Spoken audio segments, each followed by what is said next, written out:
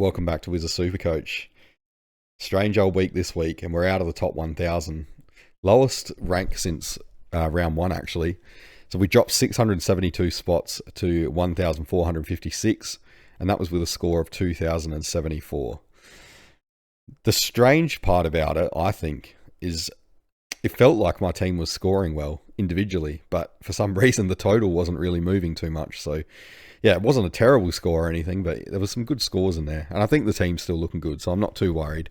Kind of feels like at this point in the year, a lot that was set up in the first half of the year, it's kind of out of our control from here. There's not much you can do. So, yeah, just got to see what happens, I guess. There's no point stressing over it too much. We'll have a look at the team. Now, still sticking to the plan. I've been pretty disciplined with that, I think. So 8 trades left, which it's not the greatest anymore, but it's not a bad spot to be in. Got no money, but yeah, may not need any this week. Don't think I can upgrade, which I'll get to the trades later. Let's have a look at the players first. Holmes with the 128. Like, you pay for what you get. I think most teams have him now, or most serious teams would have to have him. And if they didn't, they'll probably get him now that Sinclair's going to be out. Ash 113, he's back to half-back, no CVAs.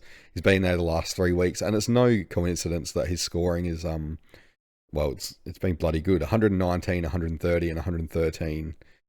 So he's where we want him. The only thing is, I think it might impact Whitfield a bit. He's been quiet. I know he had that injury a few weeks ago. But yeah, he hasn't tonned in 4 weeks. So yeah, Ash might be impacting him.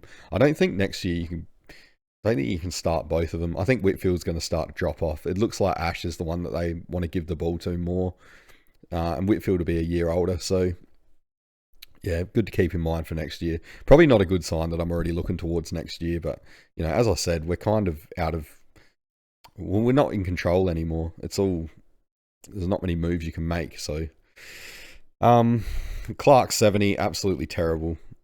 Sick of this pick. I want to get out of it. But, what do you do? I can't really do anything without deviating from the plan, and I know that if I do that, I'm cooked. My only chance is to stick to it.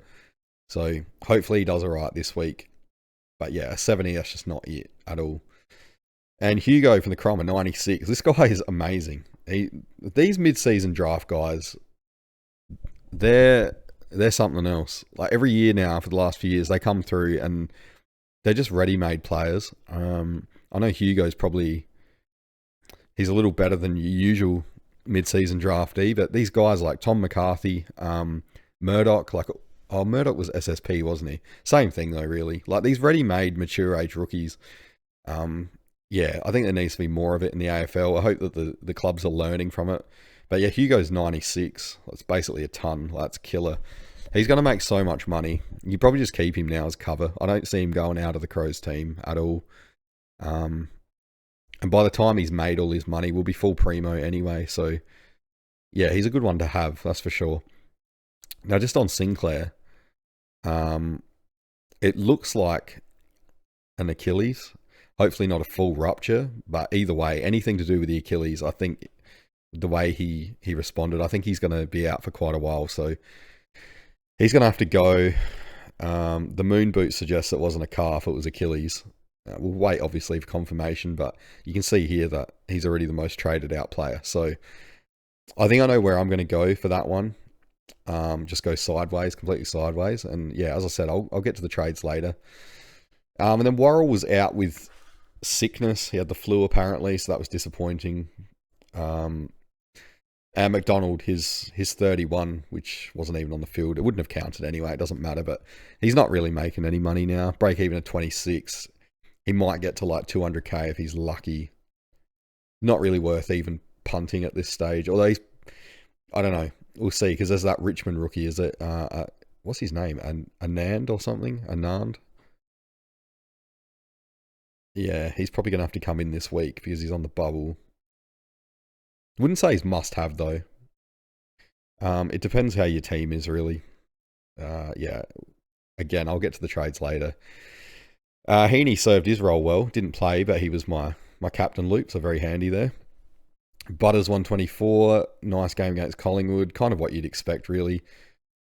he's been consistent, especially lately, but without going like massive. I feel like last year he had bigger ceiling scores, but um, yeah, he's kind of more consistent this year. He kind of just hangs around that 120. I mean, that's his average, 122, so it makes sense. But yeah, he seems to be like a decent captain option each week. At least not a bad fullback, that's for sure. Now, I bought in Anderson this week, and I didn't make a trade video because I didn't really have time. I could have pushed it, but I ended up just going the two trades that I proposed I was going to do in my last review video. So I thought it's not even really worth it making the video to be about 30 seconds long. So yeah, Nando came in, and I thought bugger it, we'll chuck the VC on him in his first game for the team. And it worked out all right, a 136. Now, obviously, it wasn't as big as some other players like Jackson or even other players in this team. But, you know, a 136, you're not going to risk, I think, going against that. So I had to take it, and I was quite happy with it. He's on fire at the moment. And to get a player that's scoring like that for under 600k feels like a bit of a steal. I think he's going to be top 3 for the rest of the year. Just remember, he was playing sore first half of the year. He copped a knock or something in the State of Origin game, and yeah, apparently it was really impacting him to start with. So yeah, I feel sorry for the people that were on the pick at the start and then traded him out.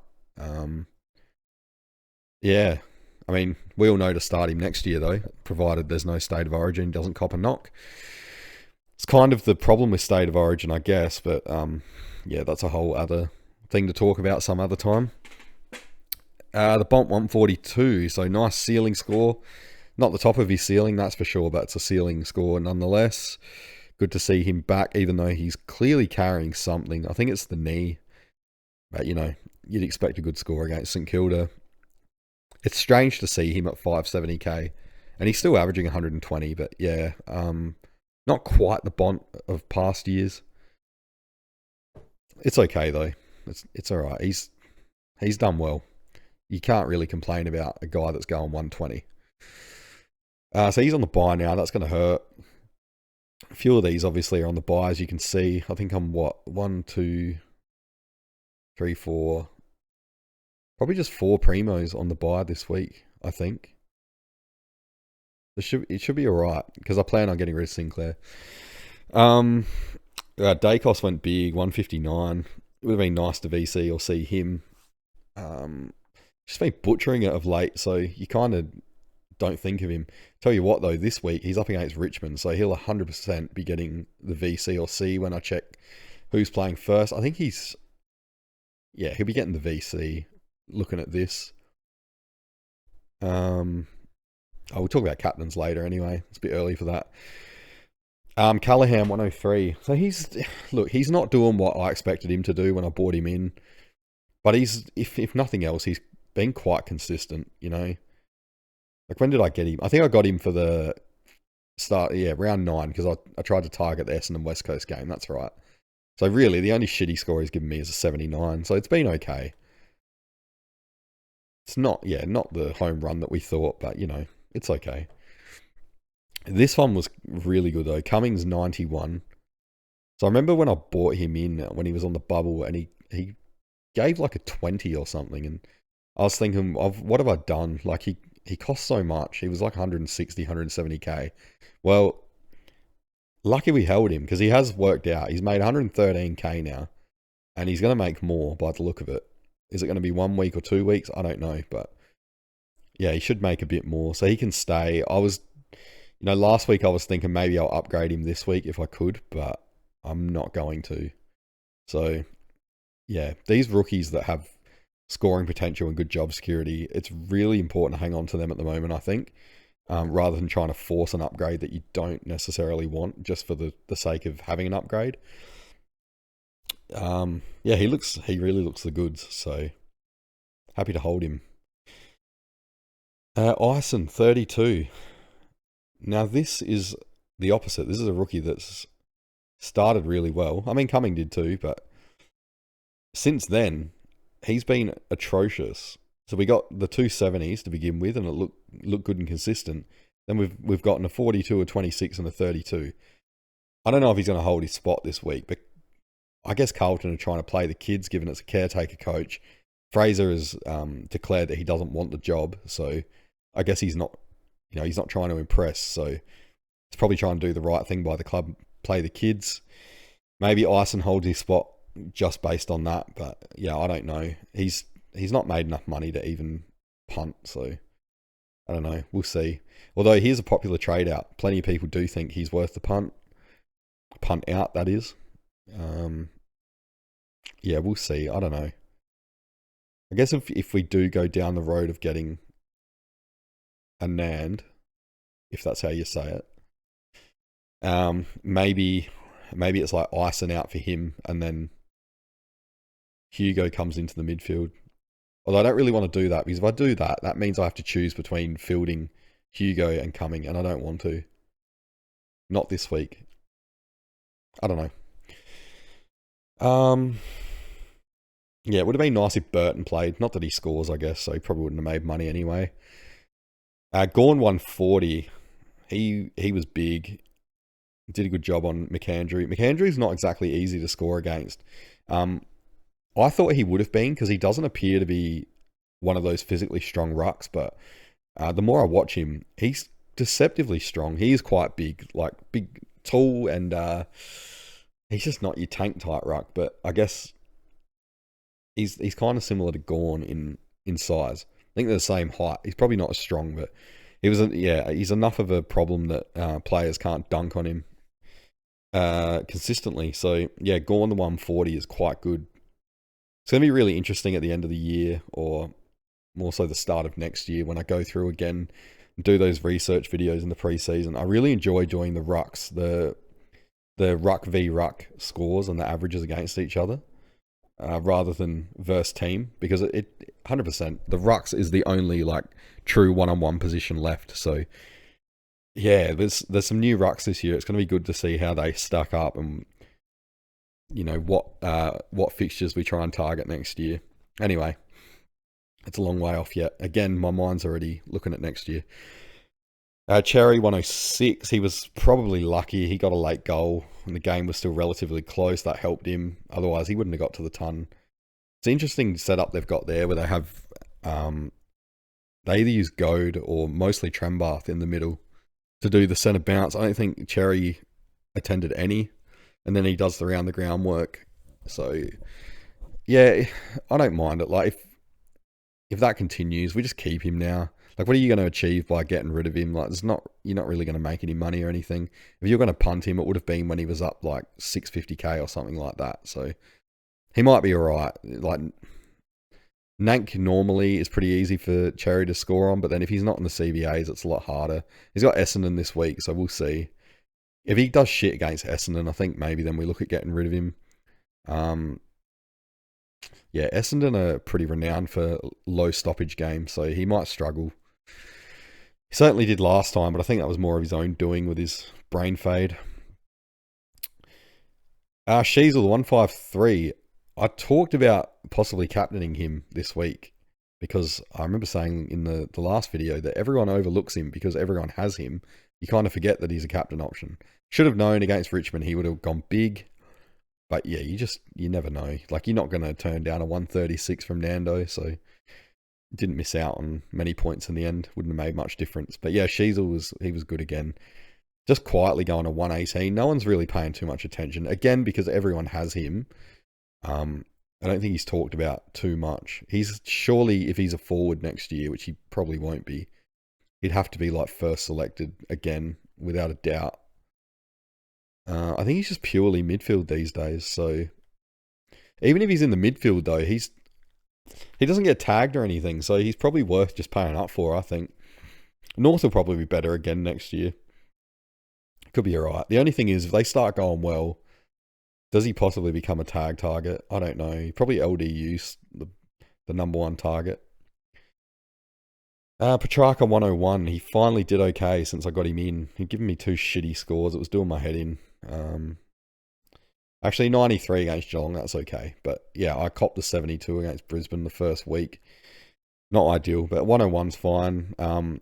Pickett, So James Peatling took him out the game. Peatling just quietly is quite good at doing that. He took Rao completely out of the game last year, and I think Rao somehow still got Brownlow votes even though he hardly touched it. Go figure. But yeah, Pickett, disappointing. He's very up and down now after being ultra consistent early in the year. Let's have a look at his scoring. So he went on that run from round 3 where it was basically tons all the way through to round 8, and then since then, it's pretty patchy. The good thing is he does have quite a high ceiling though, so he can kind of even it out a bit. But yeah, it's causing his price to drop. Not that it really matters this time of year, but if you paid up high for him, then you'd be pretty disappointed. I've had him for ages, so I'm not as worried. But when you've got, these probably gamble picks, you'd say, like a Horn Francis or whatever in your team, and suddenly the last 3 weeks he's killing it. It really hurts having Pickett. And the next guy, Tuke Miller, his second week in the team. Now, I've said before, he was meant to be like the consistent, safe, boring pig. And he's been consistently shit. So a 67 and a 75 I paid up for. I paid $4.70 for him, I believe. So yeah, not my greatest move. And if you look at his scoring, this is the worst part, right? He was scoring so good right up until he came into my team. So you had quite consistent scores here. Nothing really, only one score under 80. And now he's gone 2 in a row. Like, something's got to give. They got Fremantle this week. Probably another hard game. Their fixture's not ideal, I guess. He should do all right against Collingwood, but then, yeah, it's pretty hard. I don't know. I think he's aging out, that's all. And the Suns seem absolutely intent on playing the same few players through the CBAs. Like Petrarca, Rao, Anderson. I think Miller gets frozen out a bit. He's kind of playing that high half forward. Now you got Lombard doing it as well. Probably should have seen this coming, but to be honest, I probably got trapped into trying to go with the safe pick purely because he was in my plan early on. Now, I've spoken about it before and said I had a bit of a plan of players to get since about, I don't know, round 5, and Miller was the forward I was looking at. I guess you got to deviate from your plan sometimes, otherwise this kind of thing happens. But anyway, what can you do? Lake 59 was nice. He'll actually make some money, I think. He should hold his spot. He's got the bye this week, obviously. But still, break-even's all right. It's a minus 19. So as long as he's in the minus for now, I'm happy. I think he did enough to keep his spot. He was fine. And, if he wasn't going to get dropped the last couple of weeks where he was pretty quiet, probably not going to get dropped now. Podarski, is that how you say it? Anyway, the pod from Collingwood, 45. Probably not going to make a hell of a lot of money, but it only takes one kind of spike score, given that he started at 99k, and we should be all right. He's still got minus break even, minus 37. At least he's playing, he's a chance. He's got Richmond this week, so maybe 3 goals will set us up for some cash gen. I don't know. Lucky Durham comes back this week, so yeah. And then I think that's it, yeah, because I didn't have a flex. I had Grundy in the flex this week. So that's the team. Now, what did I say before? We can talk about trades and look at potential captains and stuff. I think with the captains, you can't go past Dacos. Yeah, it's got to be VC, surely, looking at this. And then into, let's see, who's got what? Heaney's actually not a bad shout against Brisbane. I think he scores quite well against them, doesn't he? Let's have a look. Oh, not really. Butters should do okay in the showdown, although we said that last time, and it was bloody Sam Berry absolutely pantsed him in Supercoach, so yeah, you could maybe go Dacos into Nando. Or Sheasel's got Essendon. That's not a bad shout. I know, though, the one time I finally go VC or C on Sheasel, he's going to have a bad one. I just know it. It's my luck at the moment. Yeah, I don't know. Surely Dacos just rips on Richmond and there's no need to go anything else. I think, yeah, we go VC on Dacos. Now, as for trades, so let's assume I'm not going to do anything else other than replace Sinclair. So I may choose to do it. Like I said, I get the Richmond rookie in defense, Anand or whatever his name is. And then it means I have to swing, if I get rid of Ice, and I've got to swing Hugo to the midfield, which works out well because of the Holmes DPP swing that they've got. But as I said before, if Merritt comes back in this week, so let's say Ison goes, Ison basically that spot that he's in, that becomes Hugo. Because Worrell's going to come back in. So Anand would take this spot and Hugo would be on the mid bench. So then you got to choose between him and Cumming, and I don't want to do that. Oh, hang on. Oh, maybe not. I'm getting confused. Because Bont's got the bye.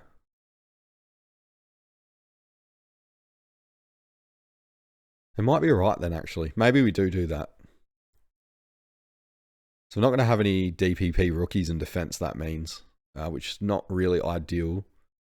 But we'll probably be able to survive. I don't know if any more are going to appear. And then there's, Herbert's not on the bubble this week.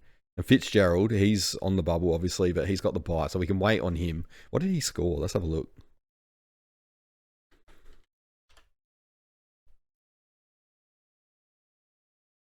Oh, it was obviously good. A 60. That's all right. Yeah, okay. So I don't know what I'm going to do there because I'm certainly not going to upgrade. Like, Cummings not ready to go. None of these guys are ripe to upgrade. There's not enough money on their head yet. Cummings going to be the first one that will get there. So put Durham back in for Lake. So we need to make one upgrade forward, and there's one left in the midfield. Then we're full primo with 8 trades. So it's actually worked out okay. We can do some injury trades. The Sinclair one is forced. Now, what am I going to do? Well, I'm just going to go back to the player, and it's going to be completely sideways. The player that I wanted in the preseason and stupidly decided not to get because of one dumb buy round, an early buy round.